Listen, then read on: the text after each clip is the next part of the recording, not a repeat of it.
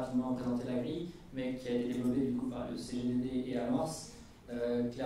Concrètement, c'est pour les porteurs de projets, ils peuvent utiliser cette grille-là pour s'auto-évaluer sur 6 critères environnementaux et un critère social qui viennent de la taxonomie européenne, donc qui peuvent permettre d'appuyer les financements européens.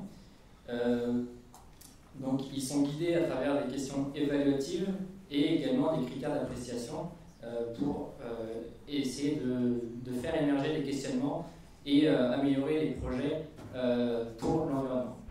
L'intérêt qui a été relevé, c'est notamment sur la précision des éléments, parce que les questions évaluatives étaient assez précises sur les différents projets. Une sensibilisation aussi aux paramètres environnementaux, puisque tous les porteurs de projets et toutes les collectivités ne sont pas forcément au même niveau de connaissance. Cette grille-là est vraiment un outil de dialogue sur l'évaluation a priori du projet.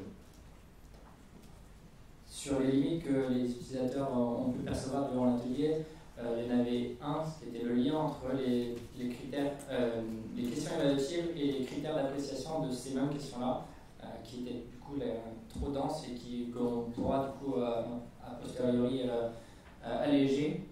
C'est du coup dans les perspectives aussi. Le choix des questions évaluatives va vraiment dépendre de la bonne foi du porteur de projet. Donc on doit aussi du coup retravailler sur ce point de vue-là pour que l'ensemble des points de vue soit pris en compte, l'ensemble des questions évaluatives applicables au projet puissent être pris en compte là-dedans. Et enfin, sur une même question évaluative, il peut y avoir par exemple pour les bilans de gaz à effet de serre, on peut avoir une partie positive et une partie négative en fonction de l'ensemble du projet. Et donc c'est difficile de conclure si au final, au global, c'est positif ou négatif.